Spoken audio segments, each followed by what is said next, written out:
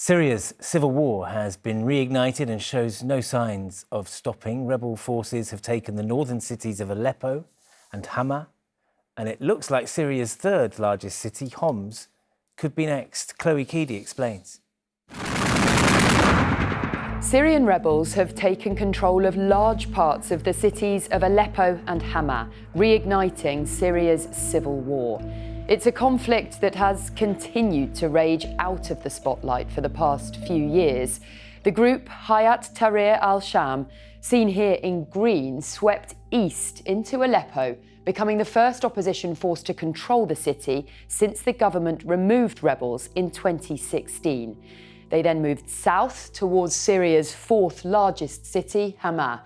It's been in government control since the start of the war, and its capture represents a major coup. In total, more than 500,000 people have died, with nearly 6 million displaced. The Syrian civil war has never ended, but how did it start? During the Arab Spring in 2011, Syrian pro-democracy protesters took to the streets demanding the ousting of dictator Bashar al-Assad. The president's forces crushed the dissent, but never fully regained control, and armed militias began to form, taking parts of key cities like Aleppo.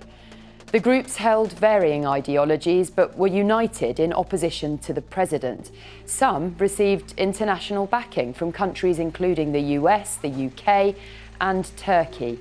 Extremist Islamists also took an interest in Syria. By 2014, ISIS began sweeping across the country, taking the city of Raqqa and areas near Aleppo. But an international coalition led by the US stepped in to reduce their control to a few small enclaves.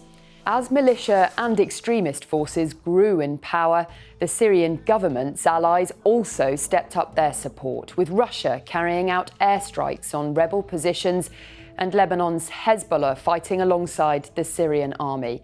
In December 2016, government forces reclaimed Aleppo, and by 2018, they controlled most of the south of the country. In 2020, Russia and Turkey negotiated a ceasefire in the last remaining opposition-held province, Idlib, and there have been no major flare-ups since, until now. This offensive began after rebels formed a new coalition, the Military Operations Command. The rebels are again made up of a broad ideological spectrum, but led by Hayat Tahrir al-Sham, a group which has tried to distance itself from former links to al-Qaeda. It's thought they've decided to strike now because Syria's allies are preoccupied elsewhere, Russia with its invasion of Ukraine, and Hezbollah heavily damaged by its conflict with Israel.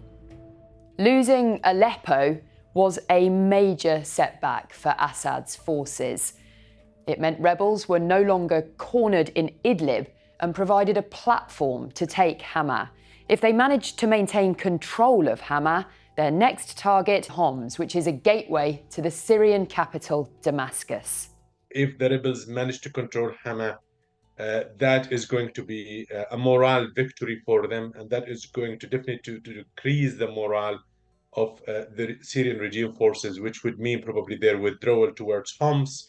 And I imagine that as soon as Hama falls, Homs would be next, and the final battle could probably take place in Damascus. Rebel groups are rapidly re-escalating this bloody civil war as the Syrian regime responds by once again bombing its people.